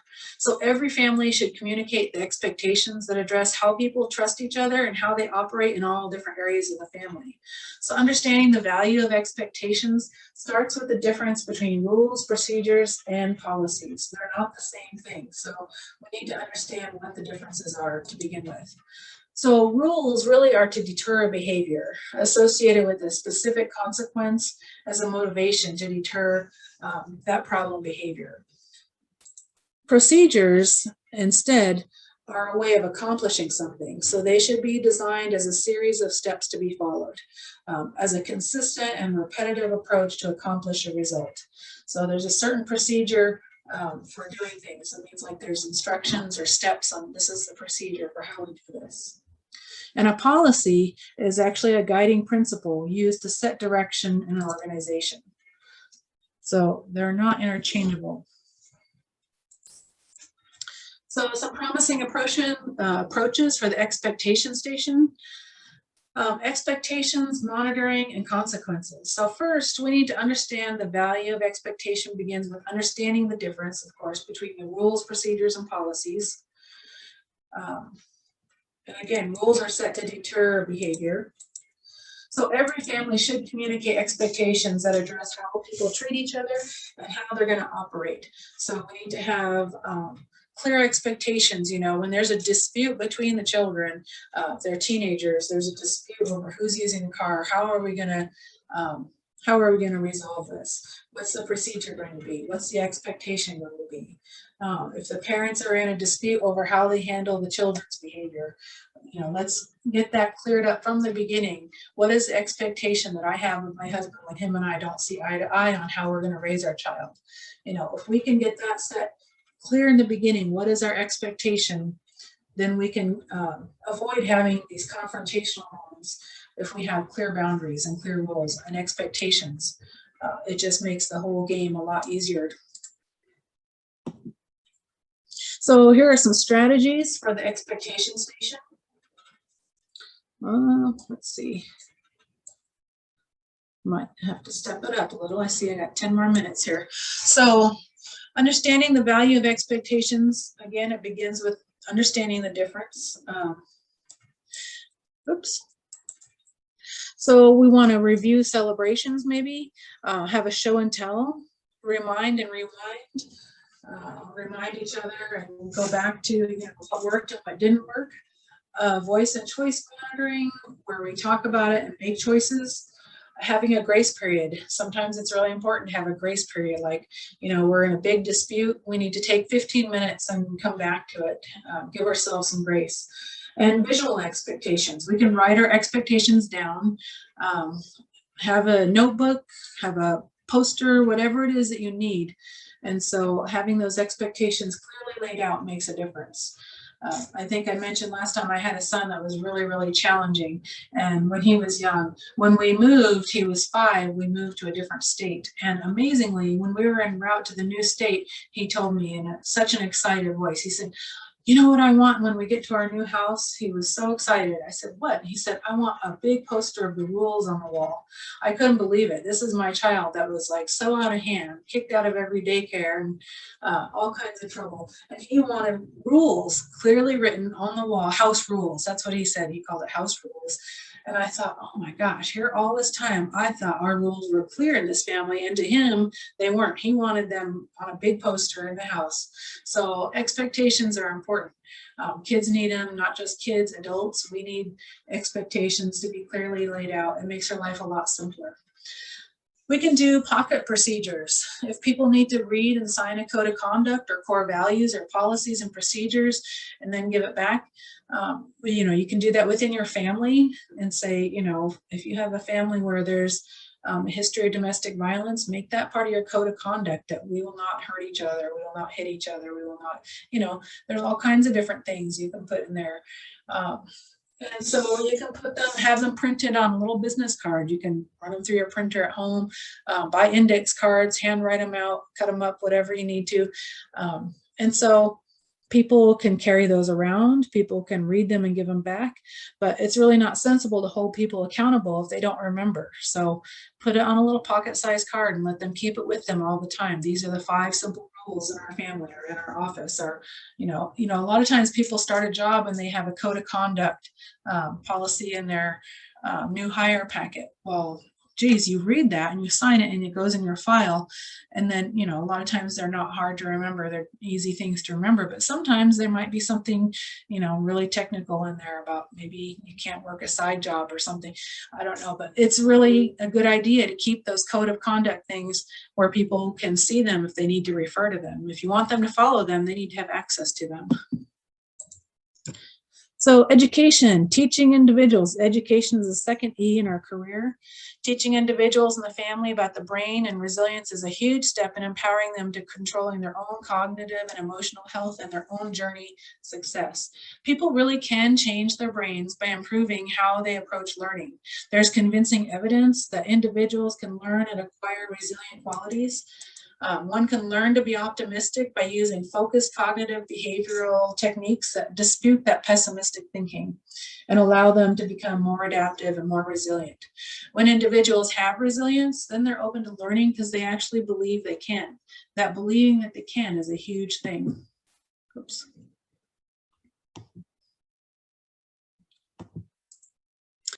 Promising approaches for this phase, people can change their brains. It's just important to remember that. They need to learn, practice, and teach aspects of the neuroscience, epigenetics, the ACE study, and resilience. People actually can rewire their brains. So education strategies, education station strategies. There can be flip your lid drills, like a fire, people have a fire drill or an active shooter drill. We can do drills for flip your lid, like what are we gonna do if I flip out, what I'm a mother, what if I reach my limit one day and I just have a breakdown? I'm like, I've just had it, I flip my lid.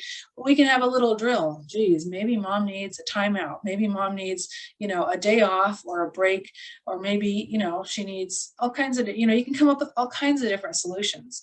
But just like a fire drill or an active shooter drill, have a flip your lid drill. What happens when, the 16-year-old goes completely emotional over something? Have a drill and understand, when this happens, this is what she needs from me. This is what she needs from her dad or her sibling or whatever it is. So you can have little drills and identify in advance what's going to help in that situation. And first thing to do, identify is if it's you, are you the one flipping your lid? And then do what you need to be sure it doesn't become you. Try to come up with some prevention strategies so you don't get there. Finding trauma and resilience, show a movie and talk to the group first. Ask them to find the ACEs, pick a movie and then think about the ACEs as you go through it. Think about the things that a certain character in that movie is experiencing and how it impacts them, the outcome of trauma and signs that they are resilient. How did they overcome it? What works for them? So examples would be like Antoine Fisher, Afterwards. Look at what works and what doesn't work for others. On the CRI website, there's a game and it has those 42 resilience skills and the 10 ACEs. So if you go to the website, you can actually order this game and it's really good for building skills. There's also a brain architecture game, which is about the powerful role of relationships on early brain development. Those are some really good resources available also. Restoration, the last one, a career R, is teaching restoration skills to family members. So all families face conflicts and grievances that must be restored. Restoration brings the best practices of restorative justice into the family, so those conflicts can be fully restored at all levels. So emotionally, procedurally. The restoration session seeks to bring all the affected individuals back together to understand the impact of the incident that happened from all different points of view. It's hard to understand if we don't look at other people's point of view. The individuals involved need to know how to take responsibility for their part in the conflict and be willing to do their part to make amends. So promising approaches, restoration needs to be a set, teaching understanding, empathy, communication, and choice, and help people come to a mutually beneficial solution. Some strategies for restoration. The art of the apology, ART, is to acknowledge, reveal, and take responsibility. Oops, I didn't change the slide there, sorry. So the art of the apology, ART, acknowledge what happened, reveal, and take responsibility. The restoration mat, this is something I think you can order from their website also. You can start out with both people at opposite ends or they're in regulation mode, and they can do affirmations, coming closer together, inspiration, and then where they come to meet is restoration, where they restore that relationship. And then most importantly, when in the restoration step, you need to restore love, trust, and safety. So go the extra mile, do more than is expected, be transparent and open, be consistent, allow yourself to be doubted, give all the time that's needed, not just what you want to give, because it's a different time for other people. They don't always need the same amount of time we do. Be willing to forgive and be forgiven. So I'll close here at the very end with a poem, Am I a Builder or a Wrecker? So as I watched them tear a building down, a gang of men in a busy town, with a ho heave ho and a lusty yell, they swung a beam and the sidewall fell. I asked the foreman, are these men skilled and the men you'd hire if you want to build? He gave a laugh and he said, no, indeed, just common labor is all I need. I can easily wreck in a day or two what builders have taken years to do. And I thought to myself as I went my way, which of these roles have I tried to play? Am I a builder who works with care, measuring life by rule and square?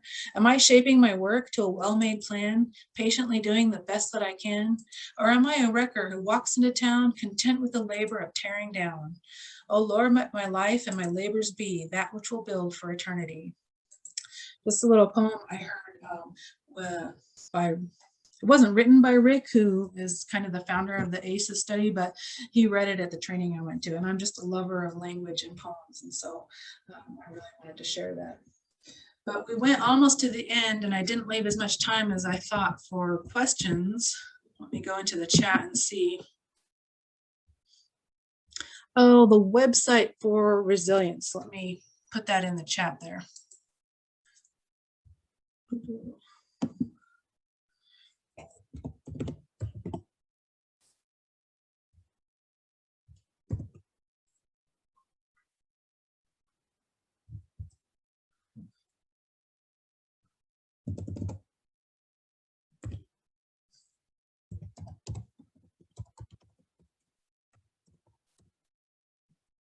It's not .com, it's .org, sorry.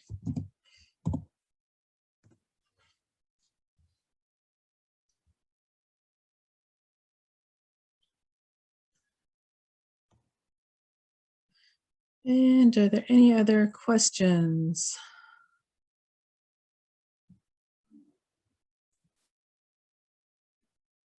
It doesn't look like there's any other questions. Okay. But, oh, she still doesn't see the website yet, but I do see it's in the chat box, criresilient.org. Yep. Stacy's having connectivity issues, so I'll close this out real quick.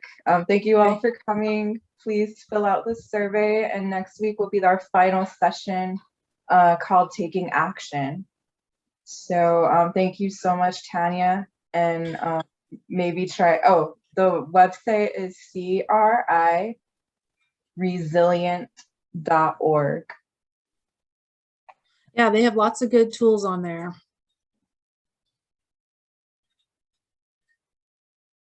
And they offer lots of trainings also throughout the year. All right, thank you all for coming. Yeah, thank you. Thanks for having me.